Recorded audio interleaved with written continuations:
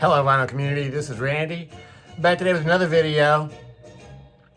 That music that you're hearing in the background right now makes me want to go smoke a cigarette. Marlboro Red. Yeah, that's it. This music that we're hearing is the soundtrack from The Magnificent Seven. Music by Al Caiola and his orchestra. Al Caiola is a guitar player. I've picked up a few of his records in the past year or so, and this is a 1960 record. Using this for background music today just because it's so memorable. The Magnificent Seven was a Western movie, 1960 movie based on the 1954 film by Kurosawa, The Seven Samurai.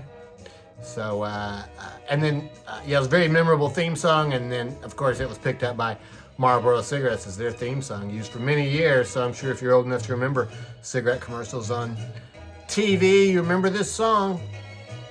Quite a good song.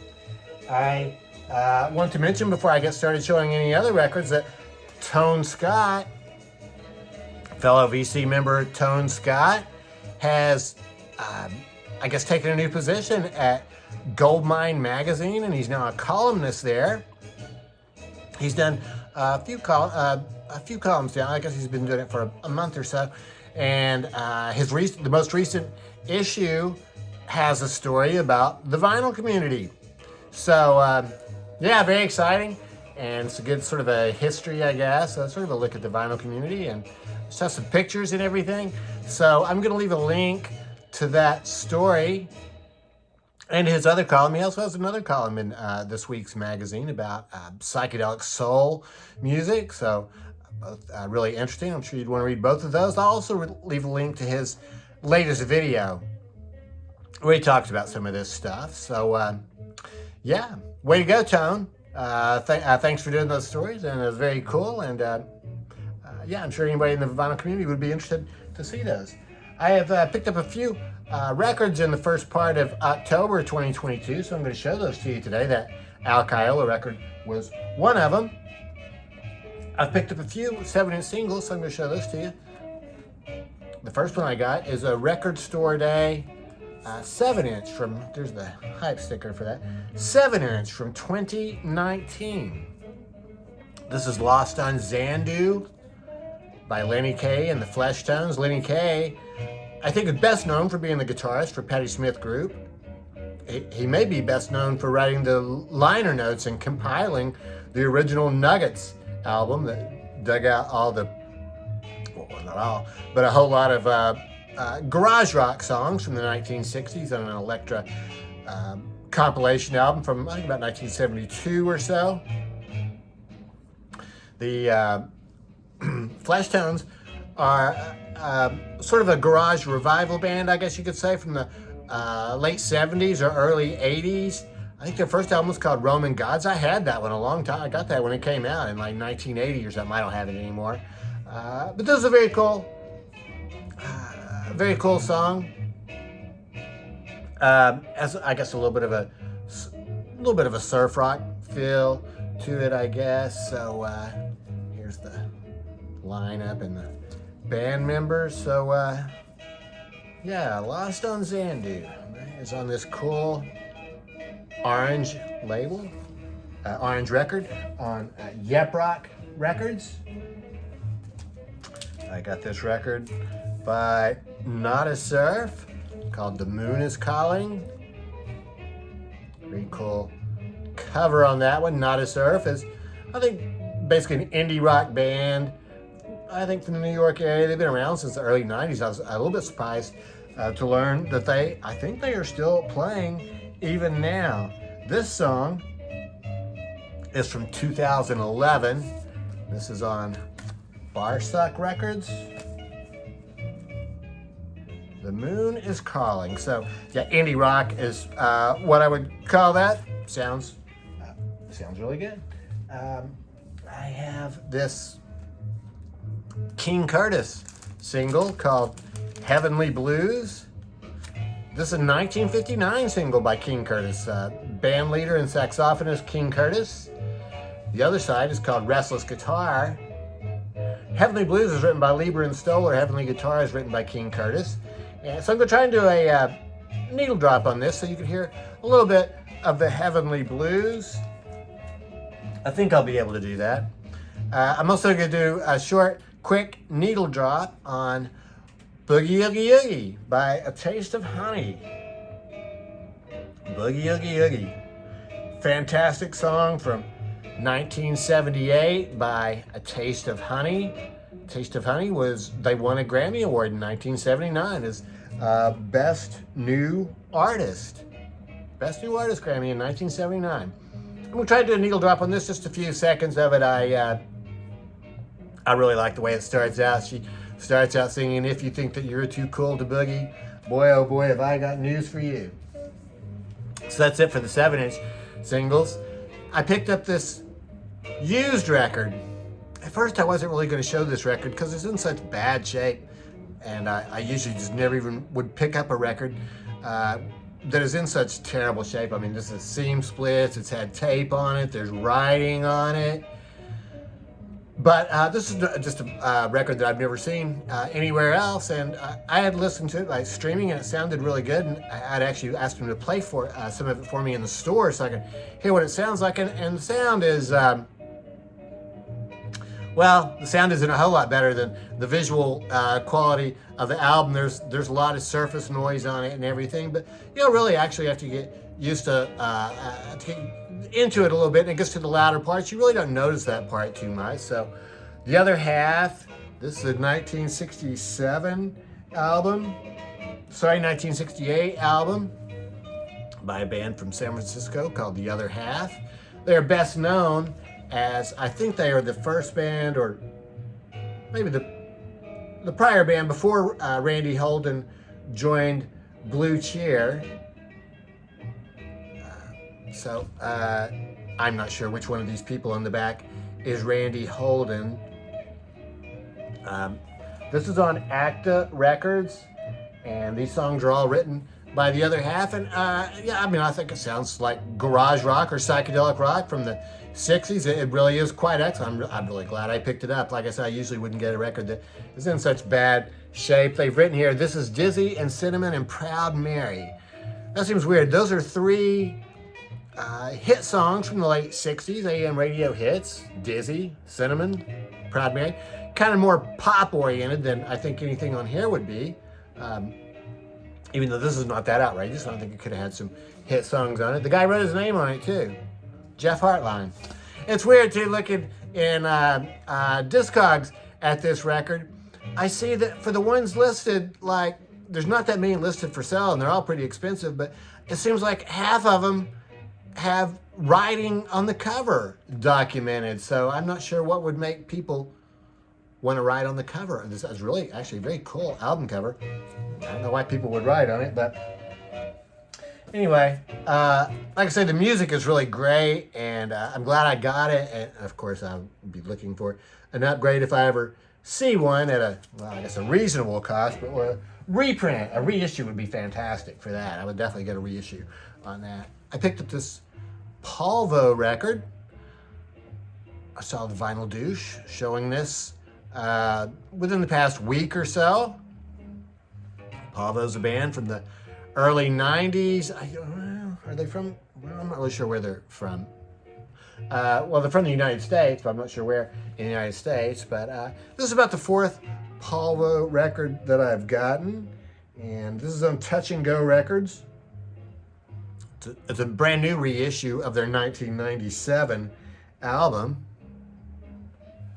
Polvo's a guitar-oriented band from early 90s. I think they're classified as math rock. So lots of changes in time signature. This would be my favorite one of the ones that I've gotten so far. I think this is my fourth Polvo album. This one really has a lot of really cool guitar work on it. Psychedelic sounding guitar work. Very angular guitar sound. It doesn't really sound like anybody else at all. You pretty much know that this is Polvo when you put it on. So really cool cover there. And comes with this insert. So pictures there. And that one is on this cool green vinyl. Polvo. Yeah, so I was glad to get that one. Shapes is the name of that record. I found this in the used bin at Phonolux. Woody Shaw for sure. Great record by Woody Shaw, trumpet player Woody Shaw. I first became familiar with Woody Shaw when I heard him playing with organist Larry Young. They worked together quite a bit. This is a really cool album. This has a whole lot of people playing on this album. A lot of well-known jazz people. One thing that's kind of unusual about this is that it has two trombonists playing on it. It has both Curtis Fuller and Steve Turre playing trombone, and there's one song where they're both playing on it, so it's kind of unusual. It's mostly instrumental jazz. There are two songs on here that have vocals. Those two songs are Time Is Right and Why. Those are written by Judy Singh, and she does the singing on those. So there's kind of like some strings and stuff on those, very lushly orchestrated. Other than that, though, it's some hard bop on here. It's kind of wide-ranging. Woody Shaw, trumpet player. I was glad to get that one. It's on Columbia Records. I found also there in the used bin at Phonolux, Stanley Turrentine, the Spoiler. I was really glad to get this one. This record came out in I didn't write it down. I think it was 1967. I recently showed another Stanley Turrentine album called Rough and Tumble, and this is like a companion piece to this. It's basically exactly the same band with arrangements done by who is it? The guy who wrote Sweet Honeybee. Can't think of his name right now. So it's like a large band, and Duke Pearson is the guy's name. He does the arrangements on here. So on this record, like I said, it's pretty much the same lineup with Blue Mitchell on trumpet. There's one slight change. That other record, the one that I got, that was called Rough and Tumble, featured Grant Green on guitar. Grant Green does not appear on this. There's no guitar on here. Instead, they've picked up a trombone player named Julian Priester.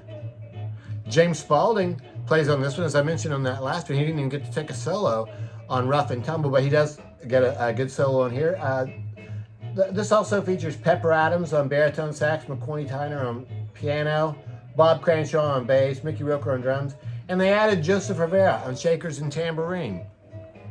So a little bit of percussion there, a little bit of rhythm to go with that. So the whole thing sounds really good. I like the way he plays, very melodic. It's not really so much the hard bop style.